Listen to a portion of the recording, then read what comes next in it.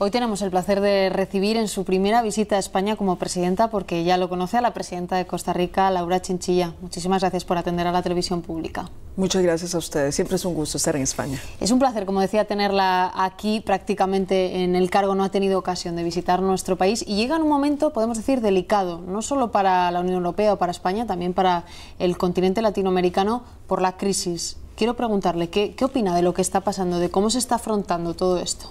Así es. Bueno, pareciera que cuando ya teníamos alguna esperanza de que la crisis financiera fuese saliendo y la economía mundial con ella, pues ahora se viene esta situación por la que atraviesa Europa.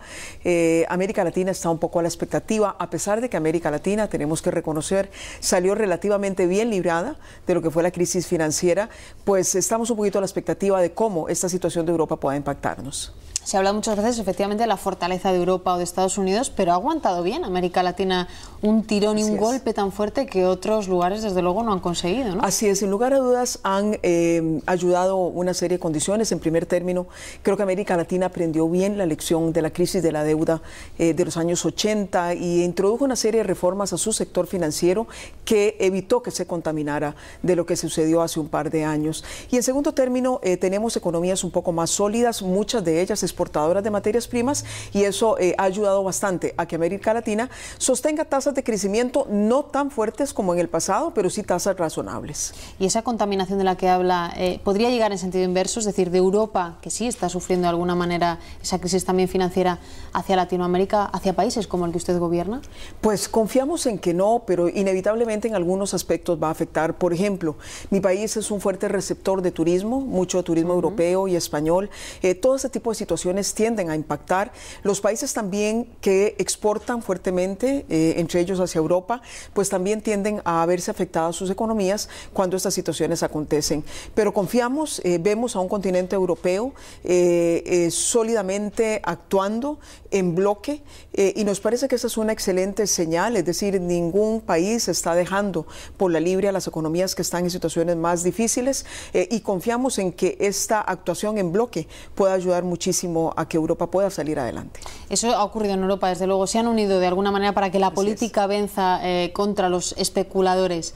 Nos preguntamos quién manda ahora mismo, los especuladores, quienes están intentando atacar a los mercados, a las economías, o los gobiernos, la Unión Europea o América Latina. Claro, excelente pregunta o excelente comentario, porque en el fondo creo que lo que acontece, sobre todo con la crisis económica financiera que estalla en Wall Street y que luego empieza a contaminar otros países del mundo, no es más que una señal en el sentido de que tenemos que hacer algo con el sistema financiero internacional. Es un sistema que ha estado verdaderamente desbordado en un afán de ganancias sin ningún tipo de reglas, ningún tipo de ética de negocios, y la lección que está aprendiendo al mundo es que es necesario establecer regulaciones muchísimo más sólidas para que el sector financiero se someta también a las consideraciones de la economía real. Y sin embargo, todavía esas decisiones no se han tomado. El G20 lo propone, pero quizá la gente perciba que la burocracia hace que todo vaya más lento, ¿no? Que esas medidas todavía no estén sobre la mesa ni se hayan puesto en marcha.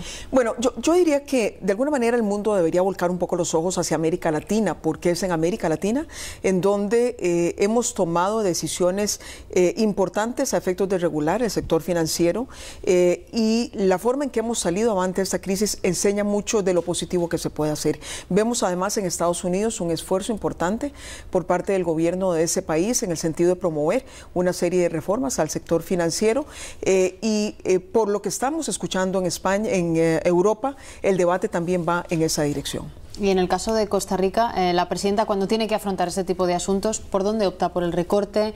Pues no sé, las nóminas de funcionarios públicos, ¿por dónde tira usted? Bueno, vamos a ver, la situación nuestra al día de hoy no es tan dramática como la que está viviendo, por ejemplo, España, de manera tal que todavía no nos hemos tenido que enfrentar a una decisión de esa naturaleza. Estamos tratando de momento de adoptar tres tipos de medidas. En primer término, acelerar lo que es el crecimiento económico a efectos de mejorar la recaudación tributaria. En segundo término, iniciar un diálogo sobre el tipo de reforma tributaria que requeriríamos para llegar más recursos al sector público. Y esperaríamos que las medidas de choque, es decir, medidas que tengan que ver con ajustes o sacrificar gasto, sean las que ojalá no nos lleguen del todo, porque la mayor parte del gasto que se asigna en el presupuesto de Costa Rica es gasto social, es gasto que va a atender a la gente que más lo necesita, de manera que si ajustamos por ahí vamos a provocar un shock de tipo social. De momento lo descarta, entiendo, que tocar esa parte que es quizá, como dice usted, la más delicada, la que más está sufriendo quizá los envites, ¿no? Así es, sin embargo estamos tratando de racionalizar muchísimo más lo que es el uso del gasto, hacer algunas reaccionaciones entre partidas, pero sí procurar que sea eventualmente la última instancia a la que se recurra, apostando primero a la posibilidad del crecimiento económico y de allegar más recursos por la vía tributaria. ¿Y cómo ve las relaciones? Primero le pregunto por la Unión Europea y después con España. ¿Cómo están ahora mismo? ¿Cómo podría definirlas entre el continente y su propio país y la Unión Europea? La historia, digamos, de relaciones con España ha sido una historia muy marcada por un poco, digamos, lo que ha sido la historia y la interpretación que de la misma en algunos países y algunos colectivos en América Latina le han dado. Yo, sin embargo, tengo que indicar que la relación entre Costa Rica y España siempre ha sido una relación sin complejos, una relación excelente, de una gran amistad y de un gran cariño entre los pueblos. Así ha sido y así confiamos que siempre será. Las cumbres iberoamericanas han venido abonando a favor de esta relación y hoy vemos a España muy presente en América Latina, ya no solamente a través de los lazos culturales, sino también con una fuerte presencia de la inversión privada que conjuntamente con el capital latinoamericano están sacando adelante muchísimas ramas de la economía. Desde luego es indudable la relación entre dos países de este ámbito. Se ve estos días con el presidente del gobierno, con Zapatero, pero creo que también que uno de los primeros visitantes que tuvo fue el expresidente Aznar, si no me equivoco, que la vio como presidenta, y eso también es una visita de Estado prácticamente. Así es, precisamente eso pone en evidencia las buenas relaciones que siempre han habido entre los gobiernos y los pueblos de España y Costa Rica. Recientemente recibí al presidente Aznar, que andaba haciendo una visita por Costa Rica.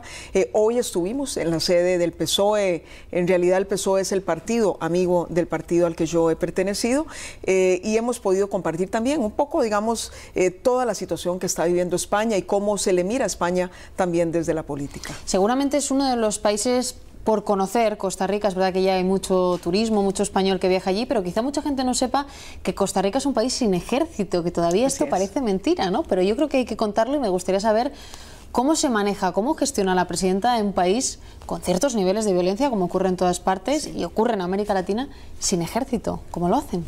Bueno, precisamente las cosas son mucho más sencillas cuando no se tienen ejército, sobre todo en ciertas regiones del mundo, porque los ejércitos más bien a veces han coadyuvado a la provocación de los conflictos, sobre todo fronterizos entre las naciones latinoamericanas. Muchas veces los ejércitos han sido utilizados para aplacar situaciones de